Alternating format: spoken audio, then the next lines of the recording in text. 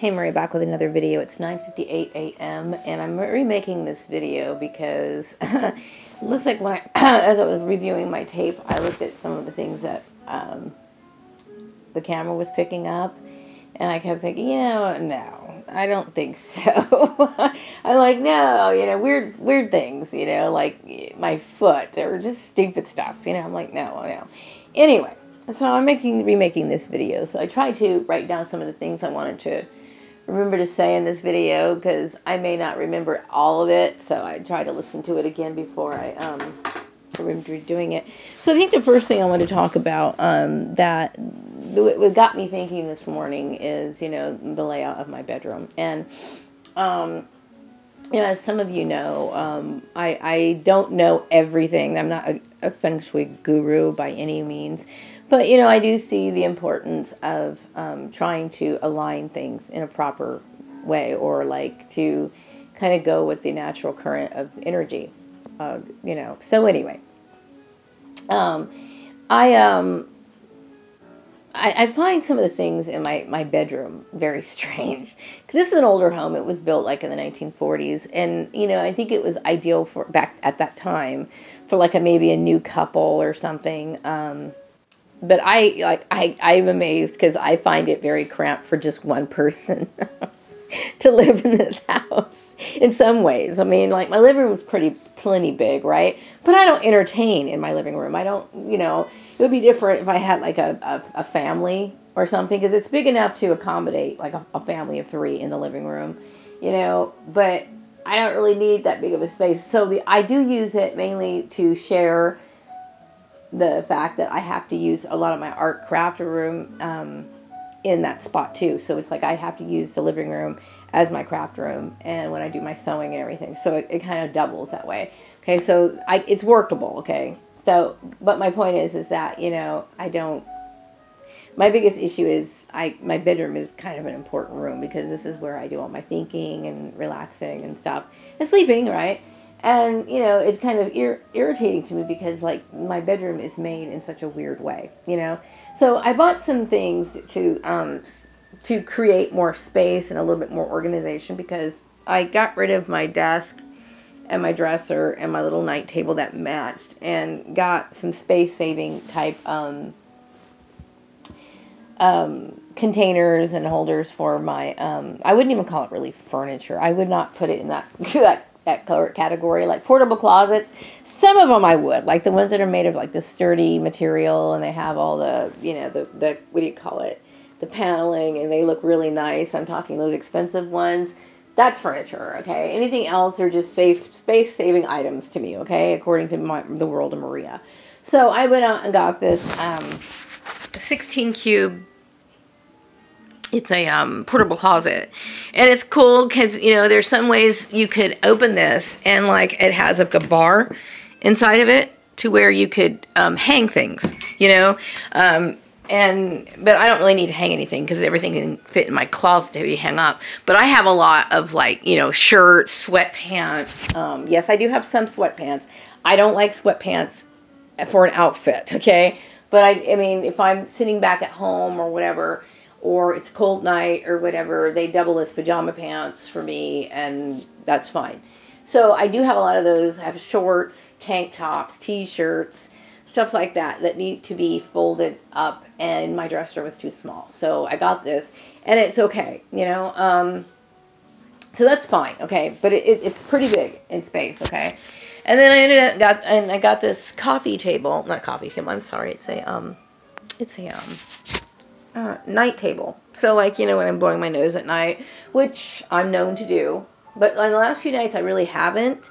Maybe once in a while, but I haven't been doing it a bunch of times lately. I don't know, maybe the air quality is a little bit better right now, and but whatever the case is, I just had a little night table, and then my bed I put over here. I'm just getting off my bed, okay? And then here is where I just moved my desk to this side of the room now.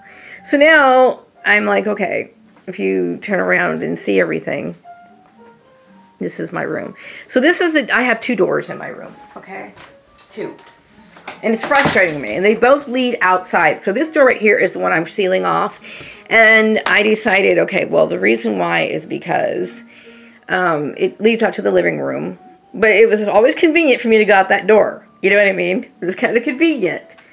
But in order to make room, and it just frustrates me because I don't want my feet facing the door or my head facing the door, and it's very hard in this really strange. This leads out to the living room. This leads out to the hallway that gets to the bathroom and the kitchen. But of course, you can make your way around the house. It's like a circular type house. So anyway, it's frustrating for me to get this thing just right, and I'm very picky when it comes to, like last night, my bed was facing south, and I realized I can't deal with this because there was like a what do you call it, kind of a draft coming through the window, and my sinuses were getting all messed up, so I'm like, okay, I woke up in the middle of the night, and I actually moved my bed to the other side, okay, so I'm doing some adjusting, and this is like the most. It doesn't take me this long to adjust things, but my bedroom is really frustrating me. So anyway, enough of that. I'm doing the best I can. So, I wanted to talk a little bit about the JS thing. And I wanted to bring up Stephen Lyles' name. And yeah, I do believe that Stephen Lyles is responsible for this gang stalking issue. Okay, I'm not exactly sure how the whole thing happened. I know I contacted him one time in 2008. And all this bullshit has been going on. So this must have been the Facebook gossip for a very, very long time. And if Stephen Lyles is not responsible for this, then he could just kind of shrug his shoulders, and then everybody would know that he wasn't responsible for this. So then there's no big deal, okay? But if he is responsible, he should listen up to this video, as well as everybody who got involved in this, okay? The thing is that, it is his responsibility to man up to what he created, okay? And this is a very serious issue, okay? To create this sort of havoc and this sort of chaos and put a person in a situation like this, okay, it's socially irresponsible on many levels, okay? But to hide and act as if, it's okay to get away with this sort of thing, and then leave a person in this sort of situation and say absolutely nothing about it, you just showed me right there that there's something wrong here, okay? You showed me that, you are another abuser, okay? And it's an abusive type situation, which is one of the reasons why I want to talk about this whole thing and why I'm frustrated. First of all, I'm not going to be with Stephen, okay? But it scares me half to death to think that a man could control the life of a woman so easily in an area where, or amongst a group of people who claim to be educated and intelligent people. Okay? Now, anybody should know that this sort of thing is illegal. Completely illegal. Okay? And I have suffered tremendously for something that I had nothing to do with. Okay? I think that people in this town and other locations, because I believe this originated on Facebook, thought that I was seeing Stephen while I was with my ex-husband. And that's impossible, first of all. I have only contacted, I contacted Stephen in 2008. He never responded to me. Never. Okay. And then I never had any, I haven't seen him since the late 80s. Probably 1988 or 89, somewhere around there. In person, okay? We have never exchanged phone numbers. We never exchanged any phone calls. Now, and I would say in 2016 or 2017, a while back, I had a dream about Stephen. And I started thinking, okay, and I started texting him, I think, and up until the last few months. So I started realizing that this isn't going to go any further. This is what's going on. This is bullshit. Like, basically, people are toying with my life. And this is bullshit. And I'm suffering for it. And nobody has the nerve or the ability to man up and take responsibility for it. Instead, they want to create havoc. And what kind of people are these people? This whole revelation that unfolded in front of me, and coming to terms with the fact that not only did this bullshit affect my life for a very, very long time, I had nothing to do with this. And I'm looking at the situation and all these companies and people, and we're actually putting something like this in place. I am a woman who has to take care of herself. I'm very well aware of abuse, okay? My family is abusive to me. I don't care how nice they come off to the people here in this community or whatever. To do these sort of things, to give a person a job and then force them to act or try to act like they have the power to force them to act a certain way, and then coming into their job and sabotaging them and harassing them, okay, year after year after year is abuse. The very fact that they thought they could do it in the first place is abuse. That means that they don't even value you as a human being, and they want to strip you of everything, and they don't care if you suffer. They don't care. Okay? So it's abuse. Also, you know, I know that most relationships, romantic relationships, you know, I think some people think, well, you had crushes when you were younger, and yeah, I did, okay? But some people have crushes that are not necessarily sexually related. They just might idolize a person to the point of where it's even beyond sex. It's like they think that they're just everything, okay? They think that they are every single thing. You know, like I remember when I was a kid, I had a crush on, I don't know, let me see, who was one of my crushes? Somebody who was phenomenal. I don't know, at the time. I can't even think at that moment. I can't even think, because I had a few of them, okay? Some of them were actors when I was a kid. Some of them were singers. Most of the time, I idolized singers and people who had musical talents and people who had I don't know, whatever. Okay, so you idolize these people. You think that they think well, they perform well, they do everything. Everything that they touch turns to gold. You just think they have the Midas touch with everything. So you're in awe. You're like so blown away by their presence, but it's not necessarily one that is sexually related. And I understand a lot of people don't understand why I am the way that I am, okay? I think that, and I don't judge people who are extremely highly sexual. I don't have an issue with it. I understand that people have to a certain degree, otherwise the whole population is going to die out, okay? I understand that, but it's just, I don't really care about sex, okay? And some people will say, well, there's a difference between, because there is a difference, okay? Because a lot of people think, well, then you're celibate. You are celibate. And they don't understand what asexuality is. There is a difference, okay? Celibacy is when you want to be sexually active, but for whatever reason, something is holding you back. You're either giving, some people make vows to God to abstain, withhold from sex, not to participate in it, to, what's the word? Abstain from any sort of sexual contact, because they're doing it out of religious reverence. Or some people just care about their reputation, so they try to be more conservative or reserved or whatever. But some people just don't have that interest. Like I don't think about it. I really don't. When I think about people, because I have a different view of people than most people do, I don't find people likable. Not really, okay? And then the older I get, the more it's a very complex issue.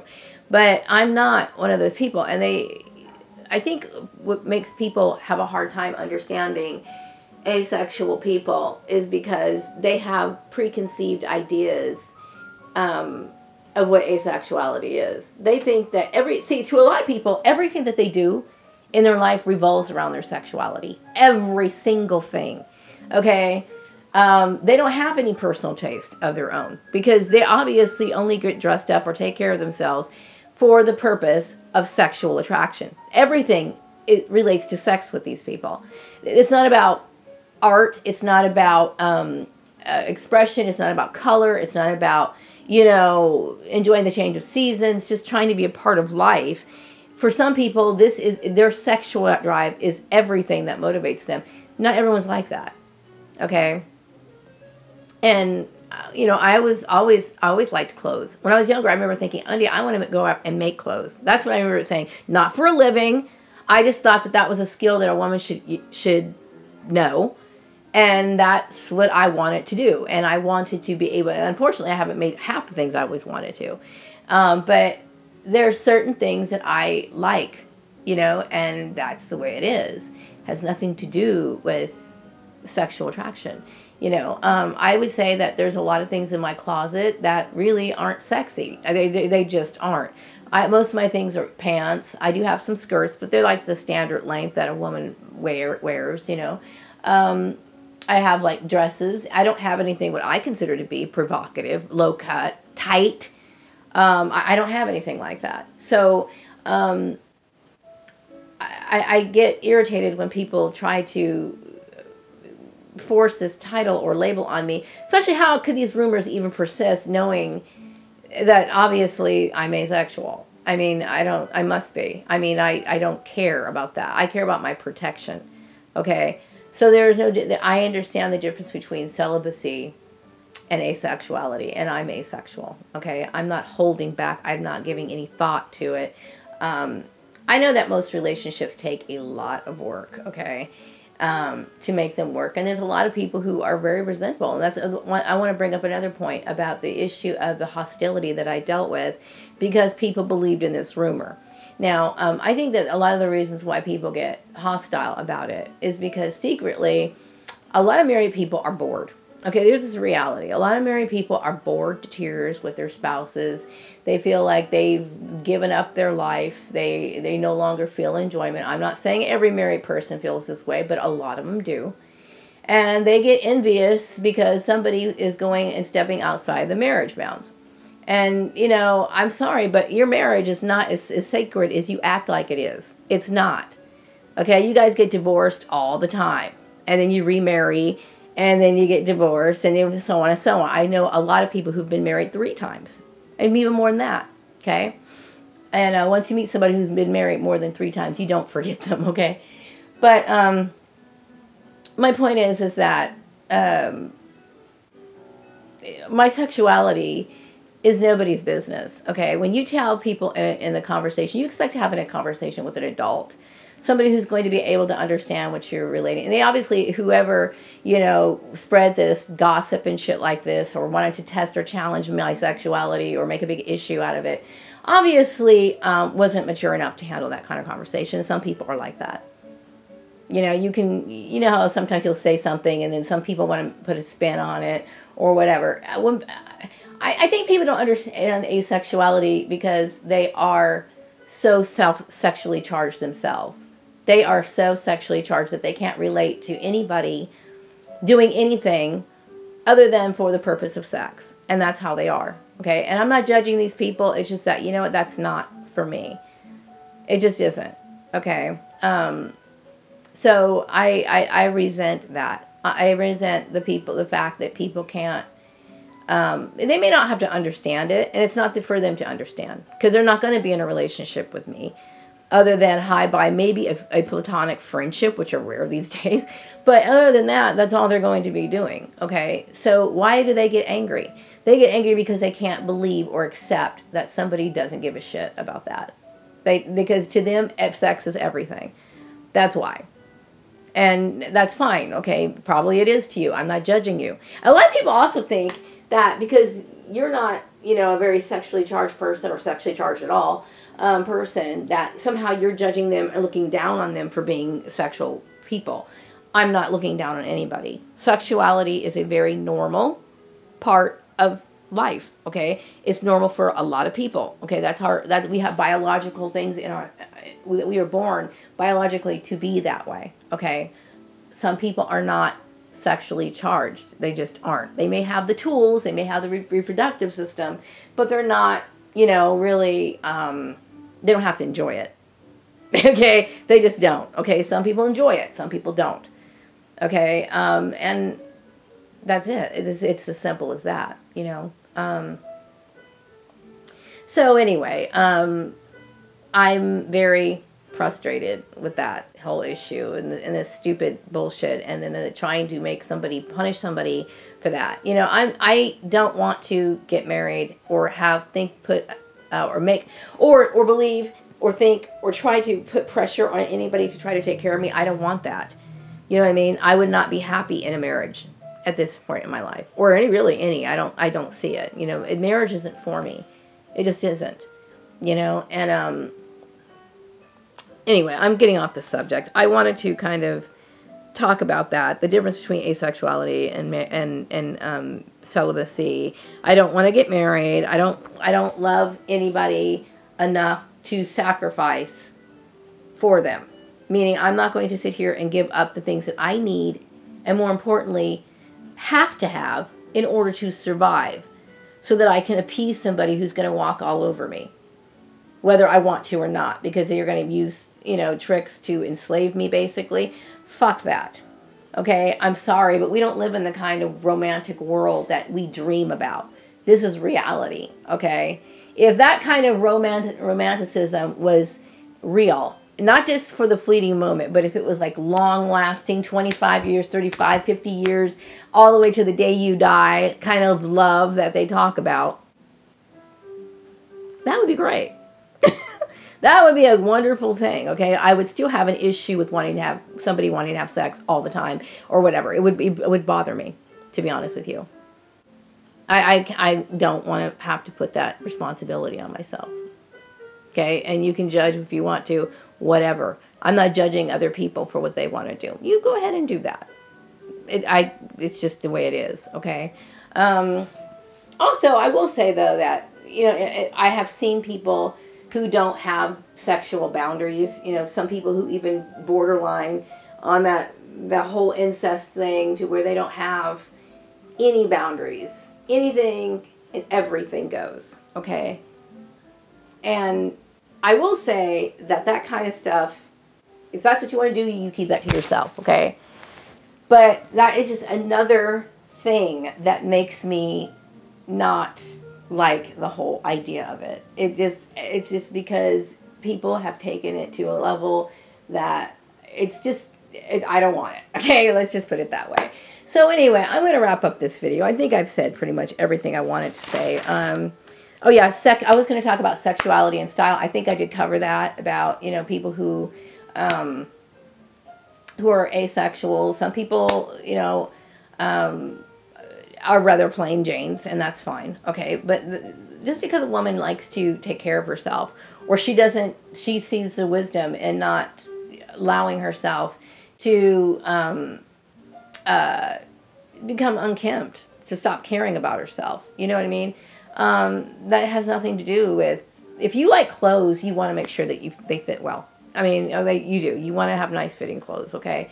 Not because of sexual things, it's because you appreciate the way that this particular outfit was designed, and it should be presented in the way that it was designed, okay? That is, of course, if you're like really wearing something nice, okay? Lately, I really haven't really needed to in a long time. But my point is that I like the look that can be achieved, okay? Oftentimes, you know, and that's what I like, okay? It has nothing to do with, you know, sexuality or anything like that. It just doesn't, you know. And so most people who would think that are instinctively sexually driven. That's all they think about, okay?